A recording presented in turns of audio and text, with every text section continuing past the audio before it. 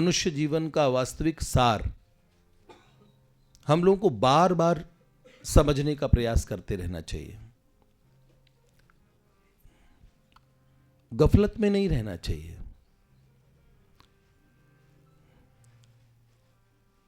संसार में दो सत्य है। सत्य भगवान के, यह हमारे उपनिषद का वाक्य है, सत्यम शिवम सुंदरम। ये किसी पिक्चर का गाना नहीं है। सत्य है, शिव है और सुंदर है। जो परम सत्य है, जिसको हम अल्टीमेट ट्रुथ कहते हैं, परम सत्य, तो बहुत बड़ी बात है। दो सत्य है, दो बातों को भूल मत, जो चाहे कल्याण, नारायण एक मौत को और दूजे श्री भगवान। अगर हम वास्तव में जानना चाहते हैं डॉक्टर साहब, तो दो सबसे प्रमुख चीज है। एक मृत्यु है। अच्छा, मृत्यु आपके देखने में आती है, और भगवान स्वामी रामतीर्थ से और अमेरिका के प्रेसिडेंट हुआ करते थे रूजवेल्ट, उन्होंने कहा टुडे आई हैव सीन, मैंने जिंदा ईसा मसीह को देखा। और इंटरनेशनल मीडिया का ये बड़ा उस समय पब्लिश हुआ कि उन्होंने दंडवत प्रणाम की एक भारतीय संत को।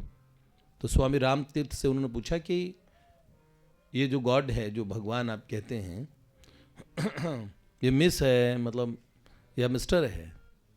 तो उन्होंने बोला न मिस है न मिस्टर है, मिस्ट्री है आपके लिए। सर्वेन स्त्री न षंढो न पुमान न जंतु। एनर्जी सुना है आपने? ऊर्जा, शक्ति। आइजैक न्यूटन थे ना डॉक्टर साहब, बड़े आस्तिक हुआ करते थे। उनके पैनल में कई वैज्ञानिक नास्तिक थे। अल्बर्ट आइंस्टीन भी बहुत आस्तिक थे।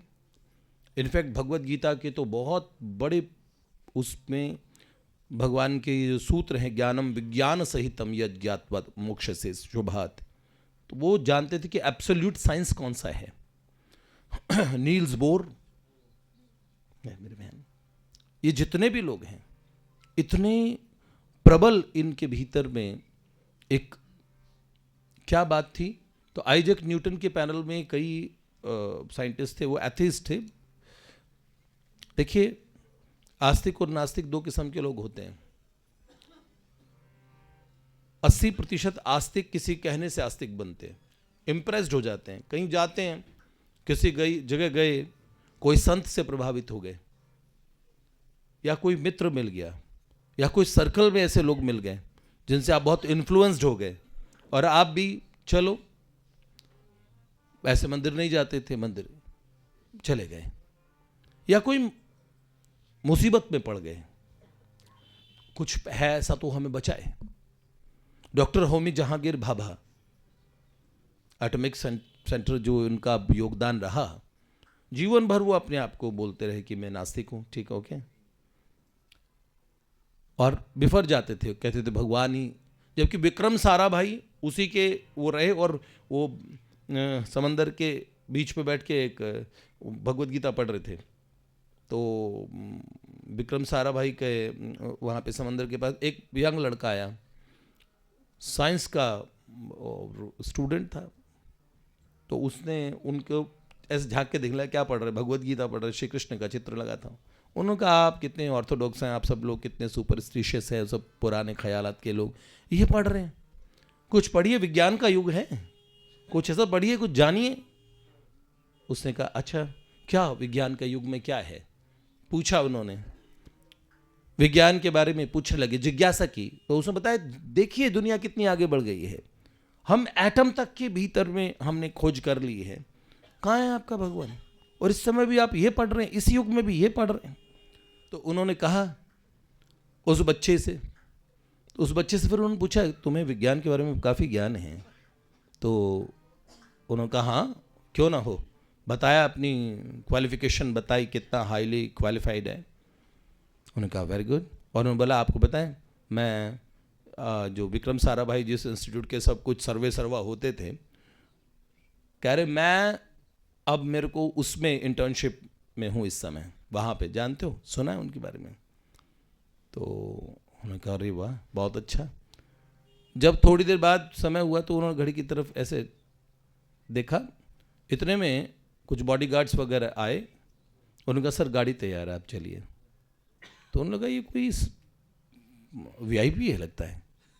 जैसे जाने लगे तो उन्होंने कहा अच्छा यंग मैन हम चलते हैं, फिर मिलेंगे। तो उन्होंने बोला सर मैं अपना परिचय मैंने आपको दिया, सॉरी मैंने पूछा नहीं आप कौन हैं? उन्होंने बोला यंग मैन मेरा नाम विक्रम साराभाई है। तो डॉक्टर भाभा हमेशा ज़िंदगी भर कहते थे कि क्या विज्ञान ही तो भगवान है, और भगवान विज्ञान का विरोध भी नहीं है। हिग्स बॉसम ये गॉड पार्टिकल बड़ा इन्होंने अकल लगाई बहुत। फिर ये कहते हैं कि हमने सेकंड के 10,000 में जो हिस्सा है उसमें हमने गॉड पार्टिकल को देखा कि एक ऐसी चीज़ है जो इस पूरे, आप समझ रहे हैं ना, अपने आप एटम जैसे, अब वो अभी आपको बताऊंगा थोड़ी देर बाद में उसमें। तो डॉक्टर भाभा लास्ट टाइम में उनका प्लेन क्रैश हुआ, कोई कॉन्स्पिरेसी हो रही होगी डॉक्टर साहब, कुछ भी रहा होगा, और प्लेन क्रैश हो रहा था। तो उन्होंने कहा जल्दी करो जल्दी, हरी अब आप सबको बार बार बोल रहे थे जल्दी करो, अरे कुछ करो। तो कंट्रोल रूम से उन्हें सर हम प्रयास कर रहे हैं, बता रहे हैं, पायलट भी बहुत। फिर उन्होंने कहा कि सर शायद कोई उम्मीद नहीं है। और प्लेन जैसे धरती की तरफ आ रहा था तो भगवान के नाम पे बिफर जाने वाले डॉक्टर भाभा, अंतिम उनके मुंह से एक सेंटेंस निकल गया, O God please help me God. आर्तो जिज्ञासु अर्थार्थी ज्ञानी च भरतर्षभ। मुसीबत पड़ने पे कोई आस्तिक बन गया, समझ रहे हैं? अधिकतर आस्तिक भी वास्तविक आस्तिक श्रद्धा से बने आस्तिक, और नास्तिक वो भी श्रद्धा से नास्तिक बने। नास्तिकों में श्रद्धा हो गई। मार्क्स को पढ़ लीजिए, लेनिन को पढ़ लीजिए, और आगे नीत्शे को पढ़ लीजिए, ईश्वर मर गया है, सही। पर नास्तिक की भी, एथेइस्ट की भी अपनी रिसर्च कुछ नहीं है, जीरो है। जिंदगी ये वास्तव में एक बहुत बड़ा, अगर नास्तिक बनना होता, असली नास्तिक और असली आस्तिक बनना होता, उसके पीछे बहुत बड़ा ऑब्जर्वेशन, बहुत बड़ी खोज होती है जिंदगी की। अध्यात्म हमें खोज करना सिखाता है। आस्थावान तो हर चौथा व्यक्ति आपको मिल जाएगा, लेकिन साधक नहीं मिलेगा उस परम सत्य को जानने की चाहत। तो आइजैक न्यूटन को मैं बोल रहा था कि उनके मित्र जो पैनल में थे बहुत बड़े नास्तिक कहते थे, और आपस में न्यूटन से उनकी बहस होती थी। एक दिन वो न्यूटन के घर गए तो बड़ा अच्छा इस यूनिवर्स का एक मॉडल बनाया था, न्यूटन ने खुद बनवाया था, खुद उसमें खुद लगे थे, और बड़ा सुंदर मॉडल बनाया था कि किस तरह से एक पूरी गैलेक्सीज का सिस्टम है पूरा, ये पूरा सब।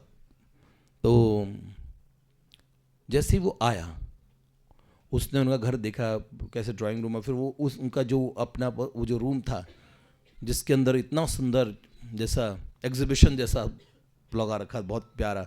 तो उन्होंने उसमें देखा विज्ञान की बहुत सारी चीज़ें। फिर वो जो मॉडल देखा ना, वो पूरा इस कॉस्मिक सिस्टम का पूरा बढ़िया देखेगा ना, मार्वलस, बहुत ही सुंदर, बहुत ही अच्छा। एक बात बताओ मित्र, ये किसने बनाया? दोनों मित्र थे। बड़ा अच्छा बना है ये मॉडल, ये किसने बनाया? तो न्यूटन को मजाक सूझा, उन्होंने कहा यार ये अपने आप ही बन गया, एक दिन ऐसे बन गया, मिरेकल हो गया, और अपने आप ही बन गया ये सब कुछ, सारा ये जो स्टार्स और ये सारा सिस्टम, ये सब अपने आप बन गया। तो उनका बेवकूफ़ ना बनाओ, सीधे सीधे बताओ किसने बनाया है? उन्होंने बोला अरे यार अपने बना, सच में बना अपने आप।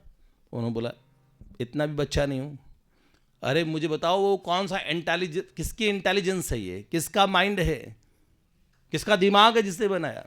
अच्छा, किसी की कोई इंटेलिजेंस चाहिए होती है, कोई भी चीज़ आप एक्सीडेंटली अपने आप ऐसे बने तो परफेक्ट नहीं होती।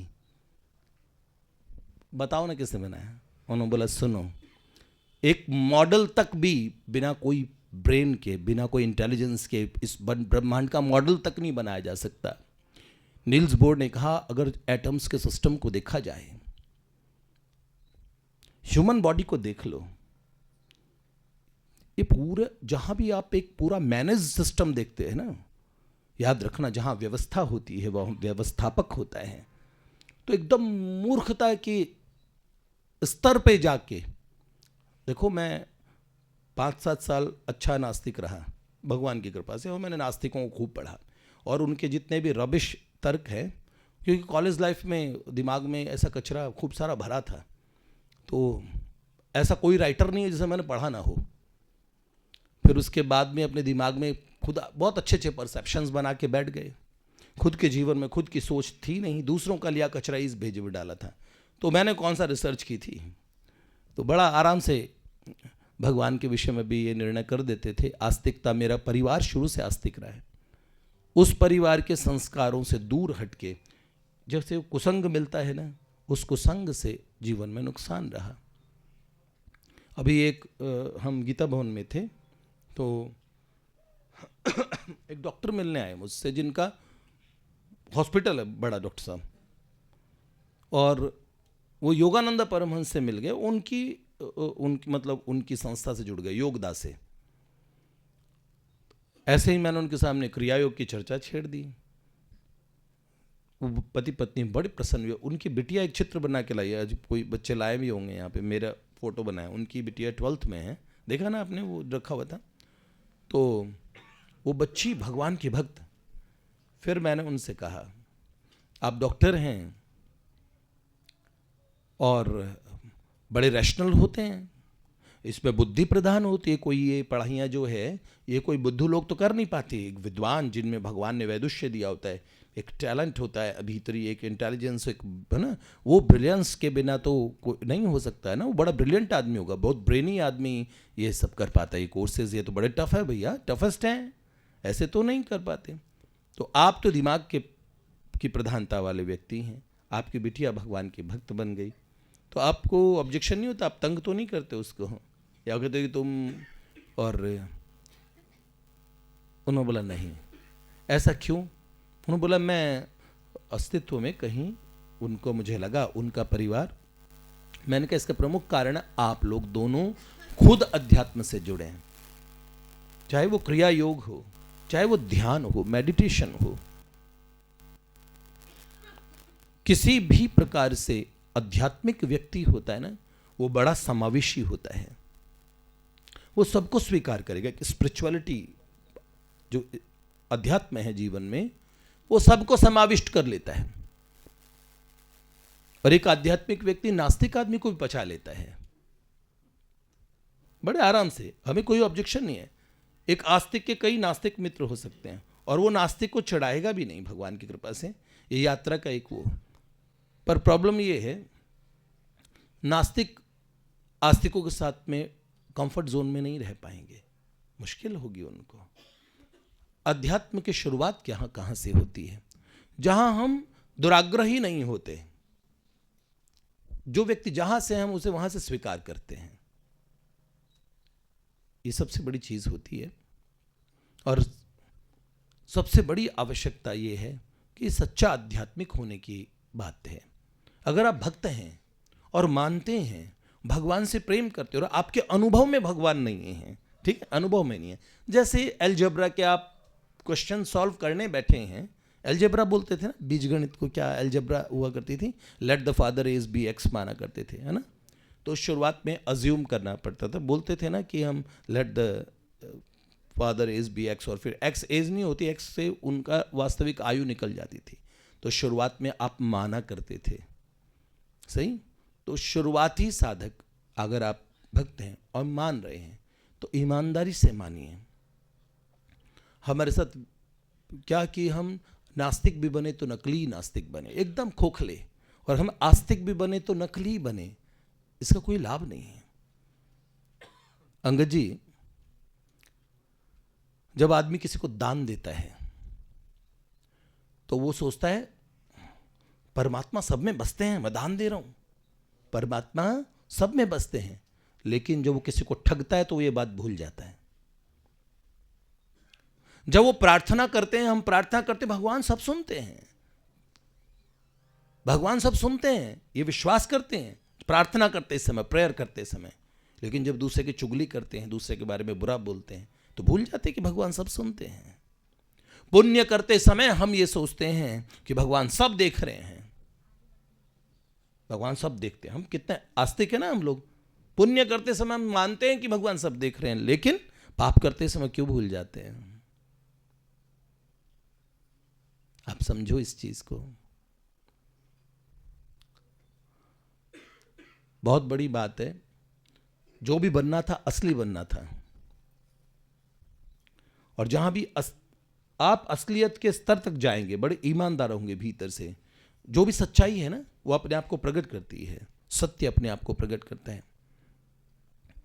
अध्यात्म विद्या विद्या नाम, इस संसार के अंदर में हमारा जो सिद्धांत है, संतों का, रसिकों का सिद्धांत, वो ये कहते हैं संसार के अंदर में एक व्यक्ति भी नास्तिक नहीं है, सब आस्थावान हैं, सब सच्चे हैं। क्यों? क्योंकि सब एक में आस्था रखते हैं, एक चीज की खोज में सब हैं और उसको सब मानते हैं। अस्ति ना अस्ति मतलब एक रियलिज्म में विश्वास कर रहे हैं, और एक, है ना, समझ रहे हैं ना आप, एक चीज में सब विश्वास करते हैं, क्या? आनंद, सुख, सुखी होना।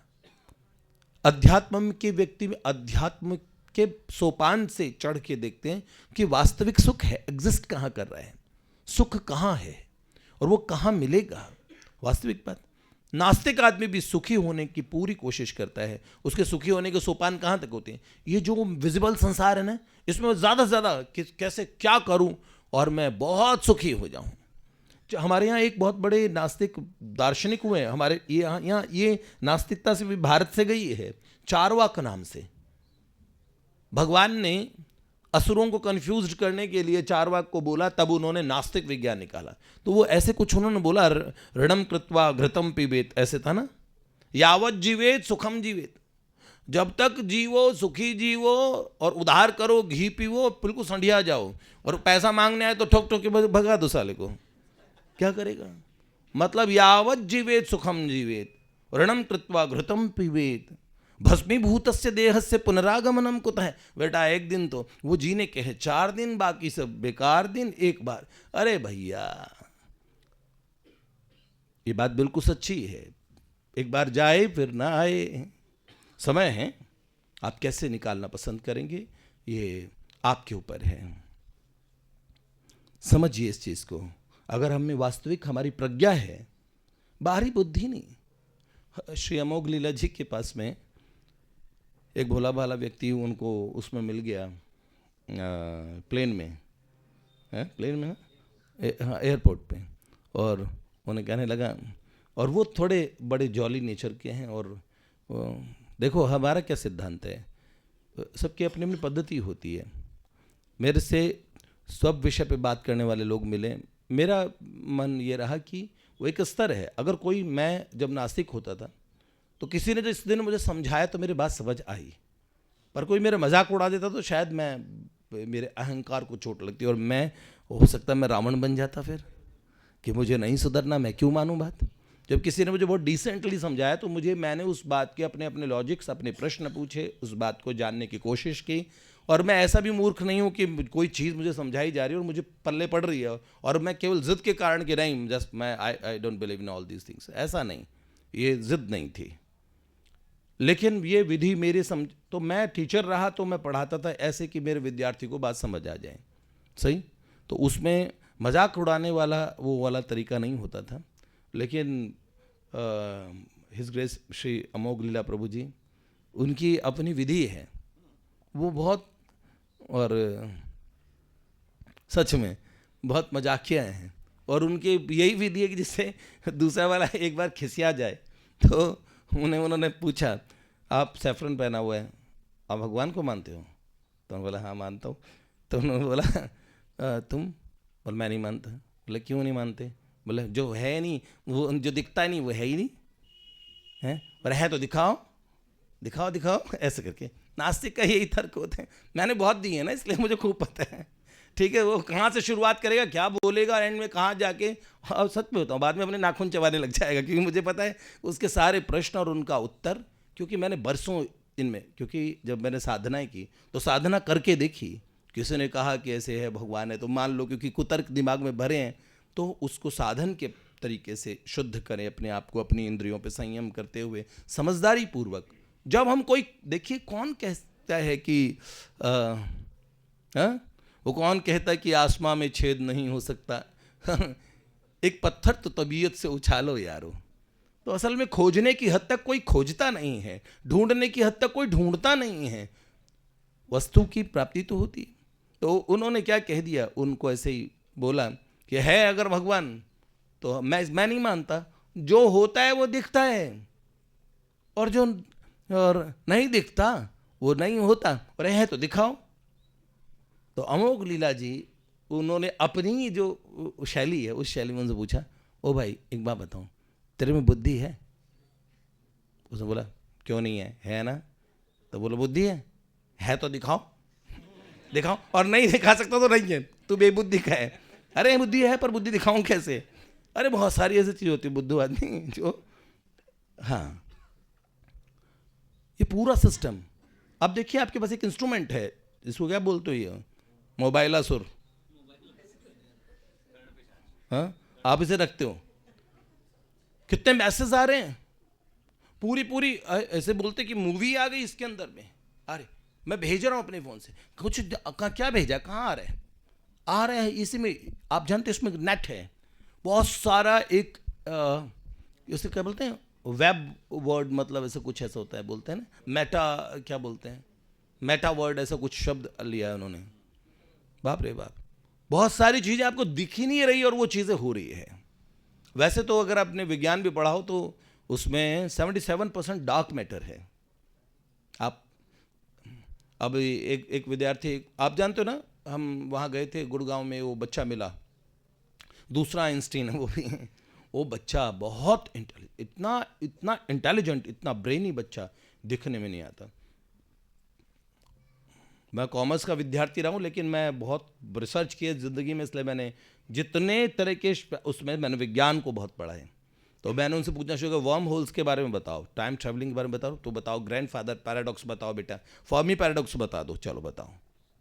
फिर मैंने पूछना शुरू किया, तो फिर वो उस बच्चे ने मुझे एक भी उत्तर नहीं था वो नहीं दे पाया हो, सारे उत्तर दिए उसने मुझे। आप समझ रहे हो, एक ऐसे स्तर पे जाके चीजें खोजी जाती हैं। अपने लोग क्या, एडिसन ने खोज की तो अपने तो अब क्रोज बल्ब बनाते हो क्या? इसलिए भगवान महापुरुषों संतों को आध्यात्मिक जगत की उनसे खोज करवाते हैं। हर व्यक्ति को इतना नहीं पापड़ बेलने पड़ते, सुंदर अच्छी बातों को अपने जीवन में उतार के पता नहीं कितने लोग एनलाइटेंड हो जाते हैं, उनका प्रकाशित। देखो असल में मनुष्य जैसी आकृति होना और मनुष्य नहीं कहा जाता है उसे। आप समझिए एआई का ज़माना आ गया है आप लोगों के बस, पर हम एसआई वाले हैं, तुम आर्टिफिशियल इंटेलिजेंस वाले हो, हम हैं हाँ सुप्रीम इंटेलिजेंस वाले हैं, जिसे ओरिजिनल इंटेलिजेंस बोलते हैं, जो ओरिजिन है, origin of all the origins. जानते हैं ना, भगवान कहते हैं अहम सर्वस्य प्रभुवो मत्तः सर्वम प्रवर्तते।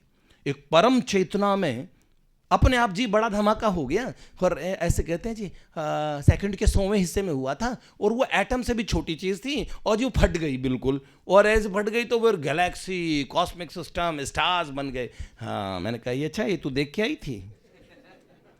सुनते ही मान गई। अरे मैं कह रहा हूँ एटम फट गया, राजेंद्र नगर बन गया। कह रहे हैं भैया मजाक कर रहे हो, राजेंद्र नगर कैसे बन सकता है एटम फटने में? साला तुम स्टार बना रहे हो, और इतना बने। हबल ने देखा, अरे हबल ने देखना, बबल ने देखा, किसी ने नहीं देखा हबल ने। वो सुपरनोवा एक्सप्लोजन जो बोलते हो, देखो सुनो, थियोरीज है ये भी, और रोज बदलेगी, ठीक है। 40 से ऊपर देश डार्विन की थ्योरी को रिजेक्ट कर दिया। बहुत सारी ऐसी चीजें जिनको पहले माना ही नहीं करते थे, बाद में मानना शुरू कर दिया। तो अभी बहुत सारी रिसर्चेस चल रही हैं डॉक्टर साहब, लगाने दीजिए, इन्हें भी अक्ल। लेकिन खोज सुनिए, आप अपनी खोज कहाँ से करेंगे? आइंस्टीन आके आविष्कार करेगा, डॉक्टर भरत आप हो, और ऑब्वियस मैं हूं तो मेरी आंखें झपक रही है, मैं चल रहा हूं, बोल रहा हूं, जब मैं इसमें नहीं होऊंगा। बहुत पहले भगवान ने भगवत गीता में बताया, देहिनो अस्मिन यथा देहे कौमारम यौवनम जरा, मतलब बॉडी एंड बॉडी ड्वेलर, ये दो चीजें हैं। हमने खूब देखा ऑपरेशन करके, सर्जरी करके, देखो स्वाति तुम सर्जरी कराती हो, हार्ट का ऑपरेशन कराती हो जो बाईपास, तो उसमें तुमने आत्मा देखी है कि ऐसे ही कूद के मेंढक की तरह बाहर निकल गई, आत्मा देखो जा रही है, मैं पकड़ के ला रही हूँ, ऐसा होता है क्या? नहीं, कहीं नहीं यार। मतलब कितने घोंचू होते हैं ये, और क्या बुद्धि कहाँ, वो कहते हैं इतने तेजस्वी लोग कहाँ से आते हैं यार, वो बोलते हैं ना कहाँ से आते हैं ऐसे ऐसे तेजस्वी लोग हैं। तो ये बात समझो, समझ रहे हो ना अंगद जी, आप समझिएगा। खैर आपने तो सत्संग आपको मिला है सत्य का, मतलब हम सच की खोज हर व्यक्ति चाहता है।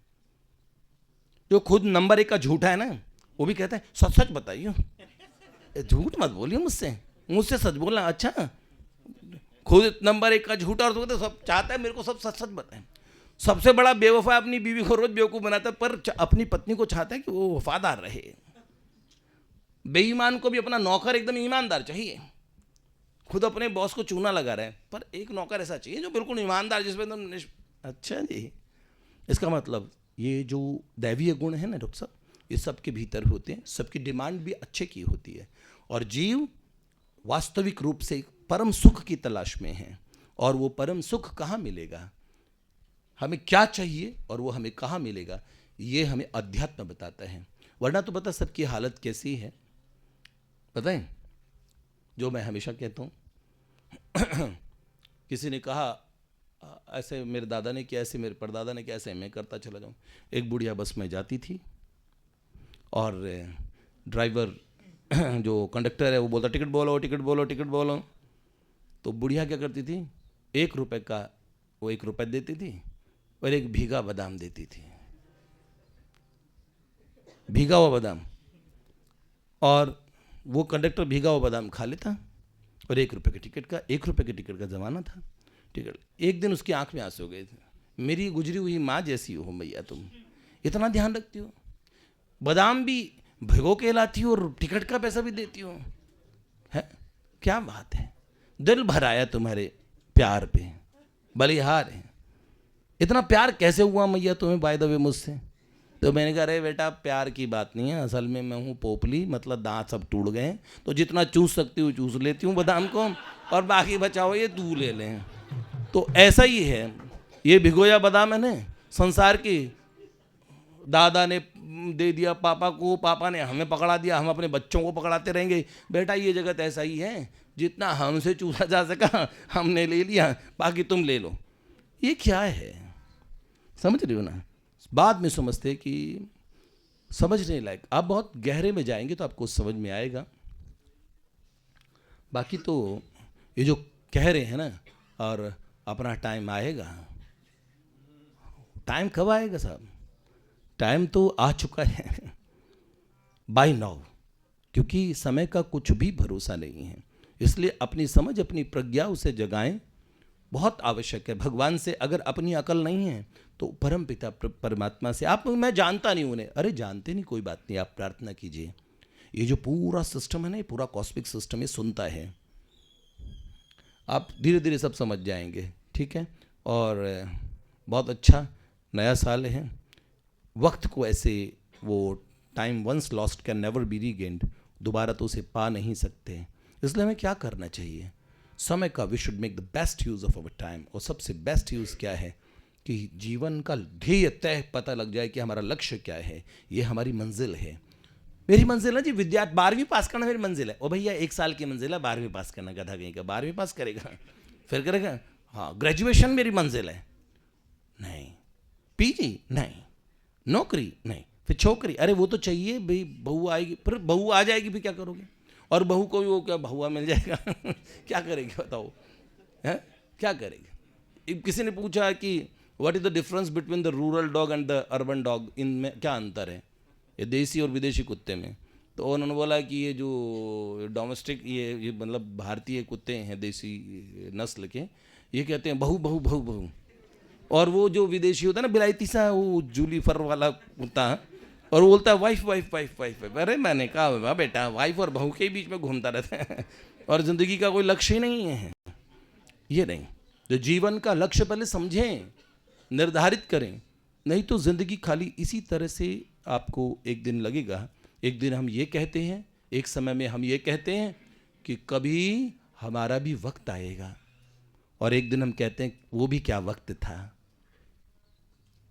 बच्चे थे ना, सोचा करते थे कितना गोल्डन टाइम होगा हमारा जब हम जवान होंगे, और जाने कहाँ होंगे, लेकिन जहाँ होंगे बड़ा है ऐसे वो बहुत सोचते क्या क्या। अब जरा पूछो, आपको याद आता है वो समय? हाँ, बहुत अच्छा लगता था, हम विद्यार्थी थे, वो स्कूल का टाइम था, वो सब चीज़ें। स्कूल वाले से पूछो है यार वही है, मंडे कब आ जाता है, बुरी हालत होती है। अरे भैया तुम्हारी कब ये टेस्ट ये टर्मिनल, और कब ये हाफ ईयरली, और ये प्री बोर्ड, और ये तो हम परेशानी हो गए बुरी तरह से। याद रखना, जब से परीक्षाओं की ज़िंदगी समाप्त हुई ना, तब से ज़िंदगी की परीक्षा शुरू होती है। एक दिन याद रखना ऐसा होगा। ये परीक्षाओं वाली ज़िंदगी है ना, ये आपको टफ लग रही है, ज़िंदगी परीक्षाएं लेगी, ऐसा होगा ही। इसलिए ऐसा ना सोचें, जहाँ हैं वो समय बहुत अच्छा है, विद्यार्थी हैं बहुत अच्छा है, अगर आप हाउस वाइफ हैं तो अच्छा है, अगर आप वर्किंग हैं तो बहुत अच्छा है, अगर आप जिस क्षेत्र में काम कर रहे हैं, प्रसन्न होना सीखिए, अपने लक्ष्य को ढूंढना सीखिए, और याद रखना अपने मनुष्य जीवन का क्या लक्ष्य है। छोटे छोटे लक्ष्य तो कई होते हैं, जिसका ब्याह नहीं होता उसका पहला लक्ष्य क्या है? एक बार बहू मिल जाए, बहुत बढ़िया हो जाए। भैया वो जाना, एक उपाय टोटका बताते हैं, माँ पार्वती जी के आगे दिया जलाया करो, माँ मेरे को ब्याह करा दो, ऐसे। तो भैया वो उसका पहला लक्ष्य यही होता है उसके, ठीक है, लेकिन वो उसका जिंदगी भर का लक्ष्य नहीं है। बहू आने के बाद भगवान तो पता लगेगा, वो भी अच्छा है। तो जिंदगी में जहाँ हो उसमें प्रसन्न हो, और भगवान से प्रार्थना करो कि हमें आप ये ज्ञान दें, ये प्रज्ञा दें। हम बचपन में गाया करते थे ना, स्कूल में प्रेयर होती थी क्या, वह शक्ति हमें दो दया निधे, कर्तव्य मार्ग पर डट जावें, पर सेवा पर उपकार में हम निज जीवन सफल बना जावें।